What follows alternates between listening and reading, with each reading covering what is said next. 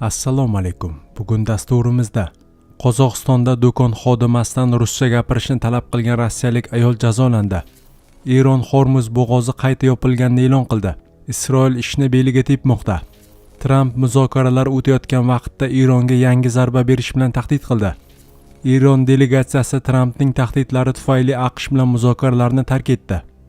Erkaklar, tan oling, ba'zan telefoningizning quvvati siznikidan uzoqroq yetib qoladimi? Kayfiyat joyida, niyat joyida, lekin energiya yetishmayaptimi? Ayolingizni yana bir bor ko'nglini zabt etishni xohlaysizmi? Shunda ko'plab erkaklar tanlayotgan vulkan haqida o'ylab ko'ring. Erkaklar salomatligini qo'llab-quvvatlash uchun mo'ljallangan mahsulot. Jinsiy quvvatingizni ham yuqori darajaga olib chiqadi. Va eng yaxshi yangilik hozir 30% chegirma. O'zingizga bo'lgan ishonchni yo'qotmang. Vulkan faol va ishonchli hayot sari qadam. Hoziroq buyurtma bering. Mahsulot yetkazib berish O'zbekiston bo'yicha bepul.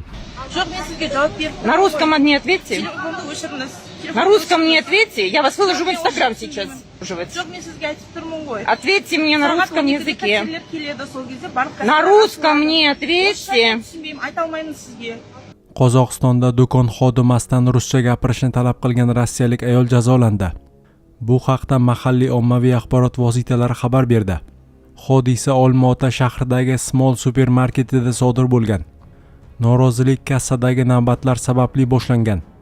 Rossiyalik ayol do'konda faqat bir nechta kassa ishlayotganidan norozi bo'lib, administratordan tushuntirish talab qilgan. Smol xodimasi esa qozoq tilida tez orada boshqa kassa xodimi kelishini aytgan. Biroq bu javob rossiyalik xaridorni qoniqtirmagan. Menga rus tilida javob bering. Biz qozoq tilini tushunmaymiz. Bu yerda ruslar navbatda turibmiz.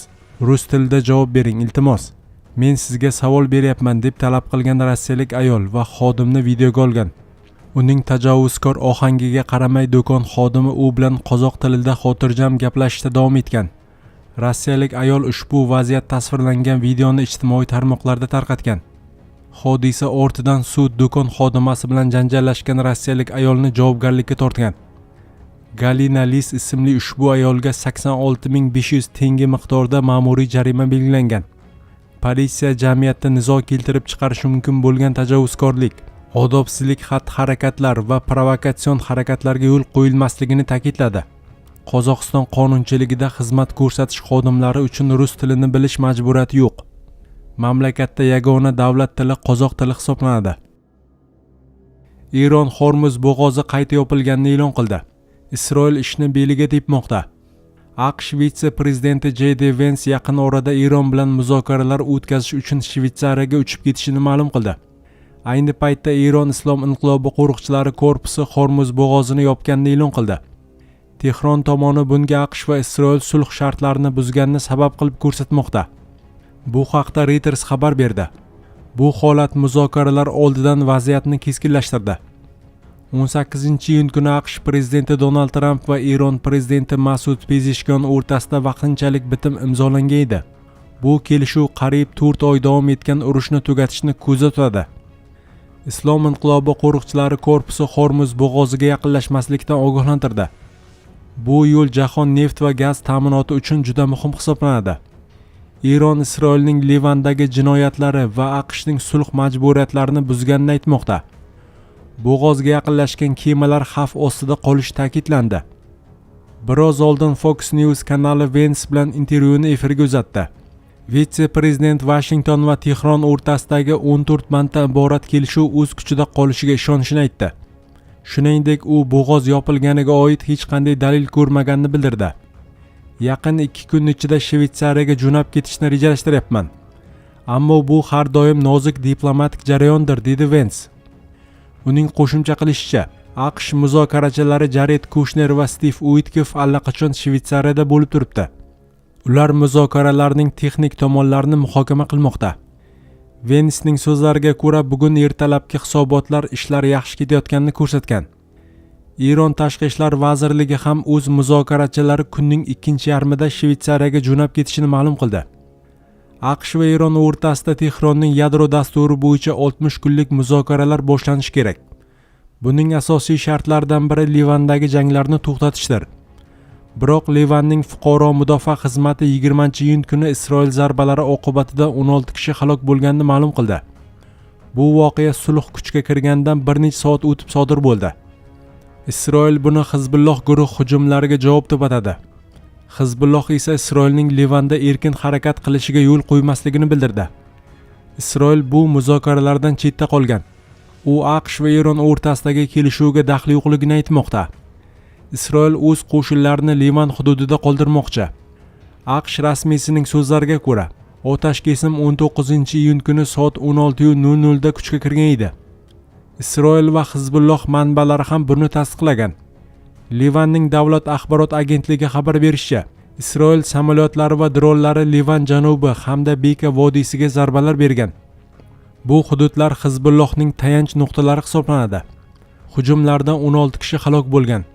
Isroil harbiy rasmiysining aytishicha, Hizbulloh tunda Isroil qo'shinlariga qarshi 50 dan ortiq snaryad otgan. Isroil bunga javoban guruh pozitsiyalariga hujum qilgan. Isroil armiyasi sulhga amal qilishini, ammo har qanday xavfga qarshi choralar ko'rishini bildirdi. Tramp muzokaralar o'tayotgan vaqtda Eronga yana zarba berish bilan tahdid qildi. AQSh prezidenti Donald Tramp agar Tehron Hormuz bo'g'ozini ochmasa va Livandagi o'z proksi kuchlarining harakatlariga to'sqinlik qilmasa, Eronga yana og'ir zarba berish bilan tahdid qildi. Bu haqda u Fox News muxbiri Trey Ingsga aytgan va Truth Social ijtimoiy tarmog'ida ham post qoldirgan. Agar Eron Hormuz bo'g'ozini yopsa, men ularni yo'q qilib yuboraman. Uni yopsangiz mamlakatingizdan ayrilasiz. Hatto o'z yurtingizga ham qaytib bora olmaysiz, dedi Tramp Eron Islom inqilobi qo'riqchilari korpusiga murojaat qilib. Tramp shanba kuni Hormuz bo'g'ozi orqali 19 million barrel neft o'tganini ta'kidlab, AQSh bu yo'nalish ustidan nazoratni o'z qo'liga olishi va neftning 20% olib qolish mumkinligini qo'shimcha qilgan. Agar zarur bo'lsa, bo'g'ozni nazorat ostiga olishimiz mumkin. Agar ular kelishuv tuzmasa, biz boj undiramiz, dedi u. Bundan tashqari u Eronni Hizbulloh faoliyat yuritayotgan Livandagi proksi kuchlarni jilovlab qo'yishga chaqirgan. Eron Livanda muammolar keltirib chiqarayotgan katta haq evaziga yo'llagan proksi kuchlarining harakatlarini zudlik bilan to'xtatish shart. Aks holda biz o'tgan haftadagidek Eronga yana juda qattiq zarba beramiz. Faqat bu safar kuchlirog'ini, deb yozdi Tramp. Shuningdek, u Suriya prezidenti Ahmad Ash-Sharaga Livanning janubiy qismiga kirish va Hizbullohga qarshi kurashga qo'shilish uchun vakolat berish imkoniyatini ko'rib chiqayotganini qo'shimcha qilgan. Tramp AQSh va Eron o'rtasidagi anglashuv memorandumi doirasida belgilangan 60 kunlik sulh va muzokaralar asosi shunchaki bir imkoniyat ekanligini, bu muddat tugagach xohlagan ishini qilishiga haqli bo'lishini ham aytgan. Eron delegatsiyasi Trampning tahdidlari tufayli AQSh bilan muzokaralarni tark etdi. Eronlik muzokarachilar Donald Trampning tahdidlaridan so'ng Qo'shma Shtatlar vakillari bilan uchrashuv joyini tark etdi. Bu haqda Tasnim agentligi o'z manbalariga tayanib xabar bermoqda. Jamoa norozilik belgisi sifatida muzokaralar o'tkazilayotgan joyni tark etgan, dedi agentlikning delegatsiyaga yaqin manbasi. Ma'lumotlarga ko'ra, ayni paytda muzokaralar to'xtatilgan va ularning keyingi taqdiri noaniqligicha qolmoqda.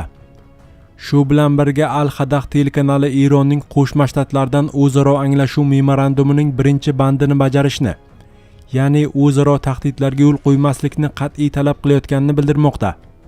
Ommaviy axborot vositalarining xabar berishicha, texnik maslahatlashuvlarning birinchi bosqichi yakunlangan. Maslahatlashuvlar vositachi davlatlar Pokiston va Qatar ishtirokida Shvetsariyaning Byorgenstock shahrida yopiq eshiklar ortida bo'lib o'tgan. Ta'kidlanishicha, Eron muzokara guruhi a'zolari uchrashuv davomida qo'l siqib ko'rishish va birgalikda suratga tushishga qarshi chiqqan.